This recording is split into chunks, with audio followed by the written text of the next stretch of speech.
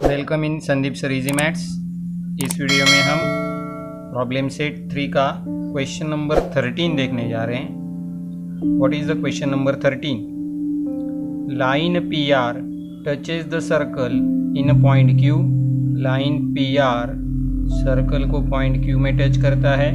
Answer the following question. और first question, what is the sum of angle T A Q and angle TSQ. Now first angle is a TAQ. Where is the TAQ? TAQ. Here is the TAQ. Another angle is a TSQ. TSQ. Here is the angle TSQ. They are exactly opposite angle. And the quadrilateral AQST is a cyclic. So answer start from here. Quadrilateral AQST is cyclic quadrilateral.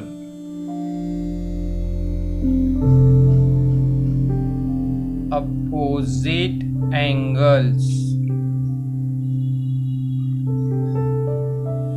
of cyclic quadrilateral are supplementary.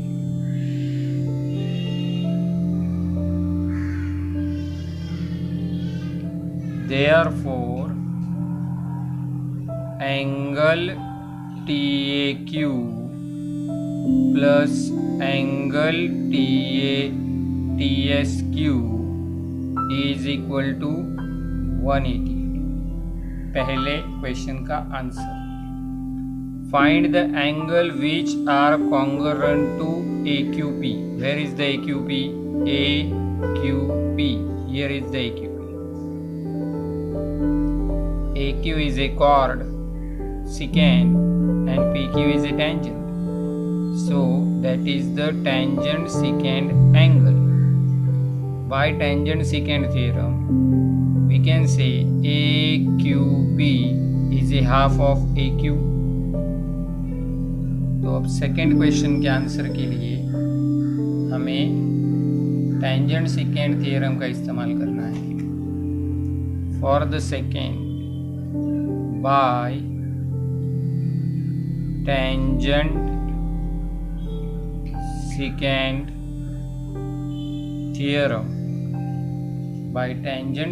theorem, measure angle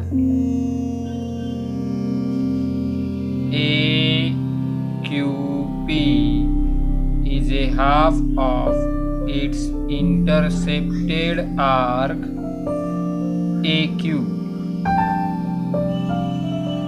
अब same AQ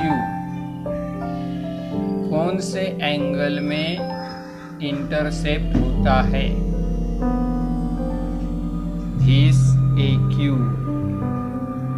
intercepted in ASQ, intercepted in ATQ also, but the ASQ is an inscribed angle and ATQ is also inscribed angle. तो इनमें से किसी एक को हम लेंगे inscribed angle theorem के जरिए। by inscribed angle theorem, measure angle ASQ is equal to half of measure arc AQ. So ये दोनों एंगल इक्वल हो गए। AQP is equal to ASQ. अब ये दोनों एंगल इक्वल है, इसका मतलब ये दोनों एंगल हो गए कॉन्ग्रुएंट। अब जिस तरह से ASQ आपको हाफ मिल रहा था, तरह से ए टी क्यू भी हाफ होगा, तो ये A Q P A T Q से भी कॉन्ग्रुएंट मिलेगा सेकेंड में। तो सिमिलरली वी गेट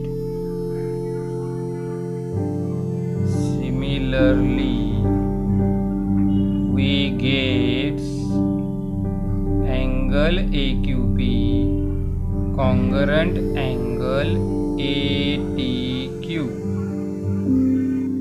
अब चलते हैं तीसरे वाले क्वेश्चन पर। What is the third question? Which angles are congruent to QTS?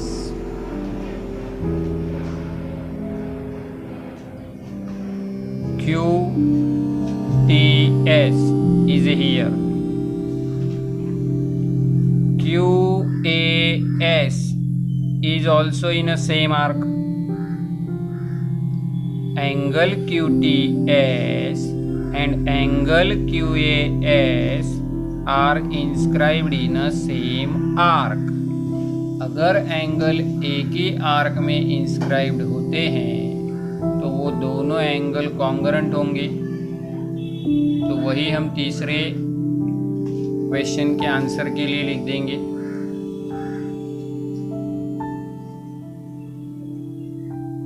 Angle QTS and angle QAS are inscribed in same arc. Therefore, by theorem, angle QTS is a congruent with QAS. अब यही QTS कौन से arc को intercept करता है? QTS QS को intercept करता है और angle SQR is a tangent secant angle is also inscribed to QS. It is also intercepted to QS. तो वो भी QS के आधा ही होगा, यानी SQR is also congruent with QTS. अब हमें वही लिखना है। By inscribed angle theorem,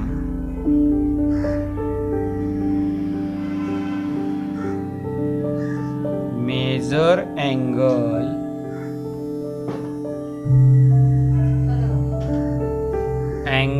QTS is a half of major arc QS, and by tangent secant theorem, measure angle SQR is a half of major arc QS. सो ये दोनों angle equal हो गए। QTS is equal to SQR। तो QTS is also congruent with SQR। अब चलते हैं आगे वाले क्वेश्चन पर। What is the question number 4? TAS is a 65, TAS is a 65. Find the measure angle TQS. TQS is a here. TAS is inscribed TASQ, and TQS is also inscribed in a same arc. So ये दोनों angle congruent होनी चाहिए, तो ये 65 इस तरफ आ जाएगा।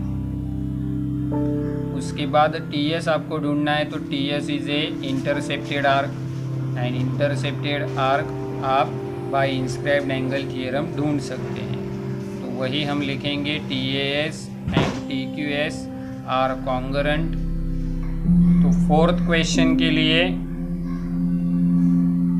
आपके पास एंगल्स है TAS and TQS are inscribed in same arc. Therefore, TAS is a congruent with TQS. So, measure angle TAS is equal to measure angle TQS is equal to 65. By inscribed angle theorem,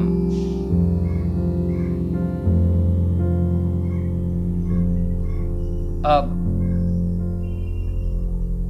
measure angle TAS is a half of measure arc TS।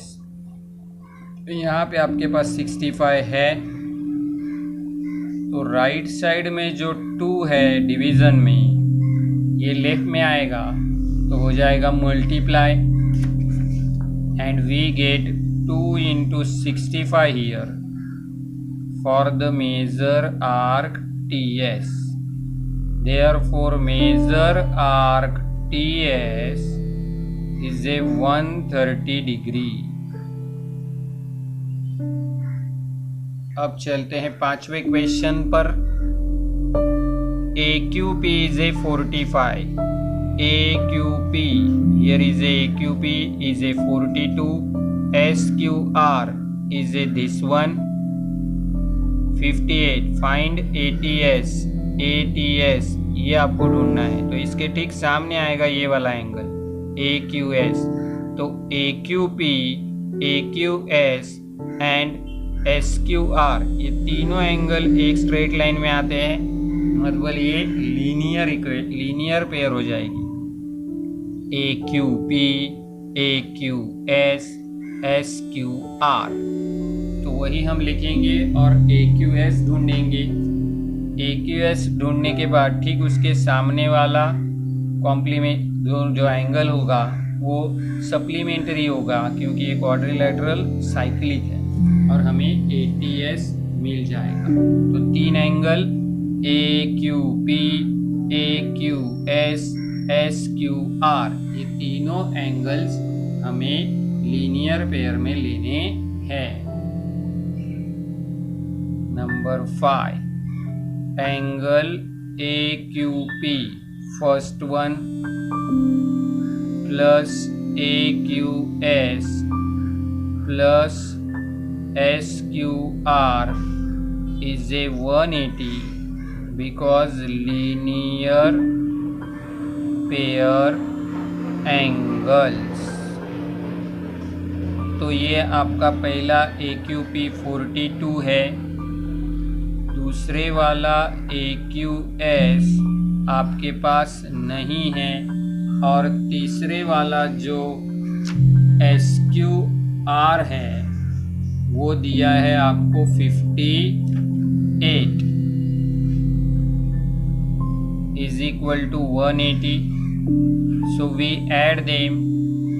तो addition यहाँ पर आप अगर करेंगे तो addition हो जाएगी 100 is equal to 180। So we get AQS is a 180 minus 100। So AQS is 80 degree here। Now AQS and उसके ठीक सामने एंगल आएगा ATS are opposite angles of cyclic quadrilateral। तो ये अगर साइक्लिक क्वाड्रिलेटरल के अपोजिट एंगल्स है तो measure angle AQS plus measure angle ATS is equal to 180। तो ये तो आपका एंगल 180 डिग्री का है, आपने ऊपर ढूंढ लिया है। तो मेजर एंगल ATS आपको मिलेगा 180 minus 80, so the ATS is a 100 degree. यहाँ पर आपका क्वेश्चन नंबर 13 खत्म होता है। अब है question number 14। O is center of the circle, chord PQ is congruent with chord RS। ये दोनों chords congruent हैं। If the angle POR, that is the central angle, is equal to 70 degree and RS, arc RS is a 80 degree, then answer the questions। PR आपको पहले ढूंढना है। तो PR is a minor arc and corresponding central angle is a POR जो आपके पास है। तो measure arc PR is equal to central angle POR। Central angle तो ये हो जाएगा 70 डिग्री। अब आपके पास ये दोनों कॉर्ड जो है PQ and RS, they are congruent. Chord PQ is a congruent with chord RS। अगर ये दोनों कॉर्ड्स कॉन्ग्रुएंट है तो corresponding arc PQ and RS are also congruent. If chords are congruent, then corresponding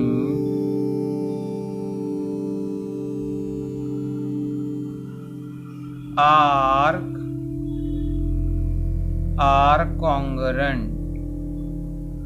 अगर cord congruent है तो arc भी congruent होंगी और हमें यहाँ पे arc PQ is a congruent with arc RS मिल जाएगा। तो ये दोनों आर्क कॉन्ग्रुएंट है, इसका मतलब इक्वल है। तो RS is a 80 degree, so PQ is also 80. So here is a 80, here is a 80 and here is a 70. तो बचा QS। अगर ये चारों इकट्ठा होते हैं तो सर्कल कंप्लीट होता है, मतलब 360।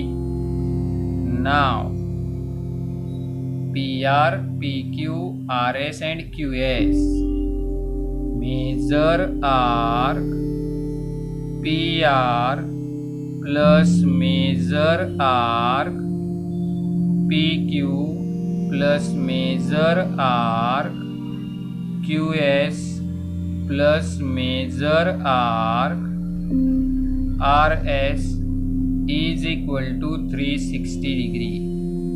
तो यहाँ पे PR था 70, PQ हमें ऊपर मिला है 80, QS हमें पता नहीं, हमें उसे ढूंढना है, और RS is a 80 again.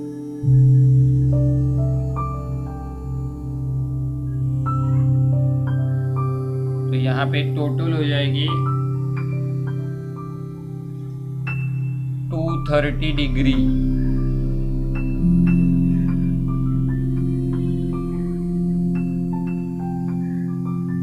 Plus measure arc QS is equal to 360. So major arc QS is a 360 minus 230 degree. तो यहाँ पे आपको मेजर आर्क QS कितना आ जाएगा अभी 130 डिग्री। ये हो गया QS। अब आपके पास आपको ढूंढना है QSR।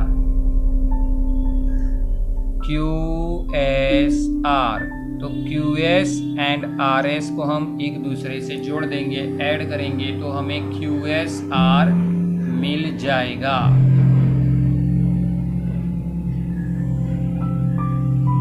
Major arc QSR is equal to measure arc QS plus measure arc RS। तो QS कितना है हमारे यहाँ, हमने ढूंढा है 130 और RS है आपका 80। तो इसे जोड़ेंगे तो आपके पास आ जाएगा 210। इस तरह से क्वेश्चन नंबर 14 कंप्लीट हो जाएगा। तो शुरू करते हैं question number 15। In figure measure arc WY is a 44, ये है WY 44 and measure arc ZX, ये ZX है 68। Then find measure angle ZTX, ये वाला एंगल आपको ढूंढना है। For the answer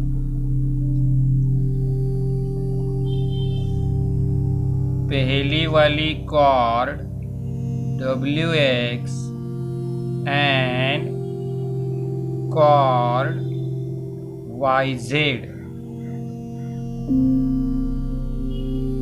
intersect internally. जब ये इंटरनली इंटरसेक्ट होते हैं तो ये measure angle ZTX is a half of sum of its intercepted arc and intercepted arc by its opposite angle. तो यहाँ पर मेजर आर्क WT और मेजर आर्क ZX इन दोनों की टोटल हो जाएंगी। तो हाफ ऑफ पहले वाला मेजर है 44 और दूसरे वाला मेजर है 68। तो अब करते हैं total. Half into 4 and 8 12, 6 and 4 10 and carry forward the 1. तो ये 2 5s are 20, 2 6s are 12. We get 56 degree for the answer here. अब WT, TX, YT और TZ आपके पास है, यानी ये चारों टुकड़े आपके पास है। TZ आपको ढूंढना है। तो ये चारों टुकड़े इंटरनल डिवीजन थ्योरम के जरिए आप जोड़ सकते हो। तो by internal division theorem, internal division of the chord. तो इंटरनल डिवीजन थ्योरम से हम यहाँ पे मिलेंगे WT into TX is equal to YT into TZ। अब यहाँ पे WT की वैल्यू है 4.8, TX is a 8.0, YT is a 6.4 into TZ। तो ये 4.8 into 8 upon 6.4 is equal to TZ। तो यहाँ पर ऊपर की तरफ अगर न्यूमरेटर में देखेंगे तो 4.8 एक ही नंबर आता है डेसिमल पॉइंट के बाद। तो यहाँ पर 0.4 एक ही नंबर आता है डेसिमल पॉइंट के बाद। तो हम डेसिमल पॉइंट वहां से हटा देते हैं।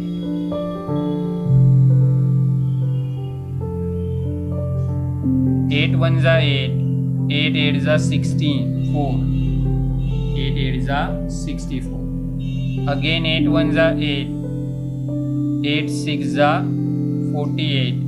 तो यहाँ पे आपके पास TZ आ जाएगा 6।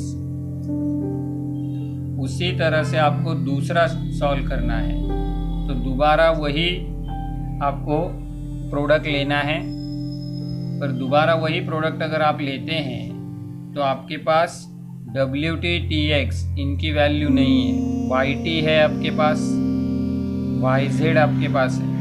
तो यहाँ पे YZ 26 है, तो आपको पहले TZ ढूंढना पड़ेगा सब्ट्रैक्शन करके। और इस तरफ जाएंगे तो WX आपके पास है 25। We never know the WT and TX, हमें WT ढूंढना है।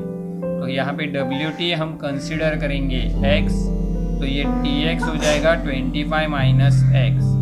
और यहाँ पे YT अगर 8 है तो यहाँ पे बचा हुआ जो आएगा 26 माइनस 8 यानी 18, दैट इज द TZ। फिर हम उन्हें प्रोडक्ट में रख देंगे। सो YT प्लस नंबर 3 के लिए YT plus TZ is equal to YZ Y dash T dash Z। YT यहाँ पर आपके पास 8, TZ आपके पास नहीं है, और YZ आपको दिया है वहाँ पर 26। ये TZ पहले वाले क्वेश्चन का है, वो इसमें मत लेना। TZ is equal to 26 minus 8 is equal to 18। तो ये आ गया TZ 18। उसी तरह से दूसरा वाला आ जाएगा WT plus TX is equal to WX, W dash T dash X। यहाँ पर हम WT कंसिडर कर लेते हैं X, जिसे हमें ढूंढना है। TX आपके पास नहीं है, और यहाँ पर है 25। Let WT is equal to X। तो TX आपको मिल जाएगा 25 माइनस X। अब दोबारा से by internal division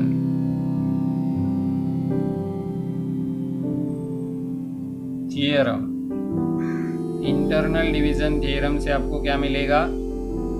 WT into TX is equal to YT into TZ।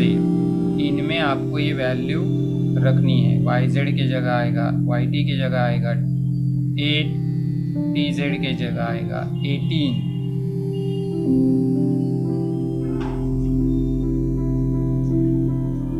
TX की जगह आएगा 25 माइनस X, और WT की जगह आएगा X।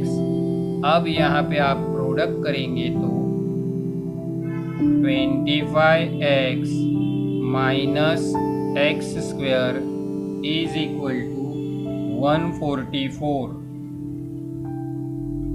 तो ये तीनों टर्म्स अगर आप उस तरफ लेंगे तो 0 is equal to x square positive हो गया, माइनस 25x नेगेटिव हो गया, प्लस 144 एट इट इज।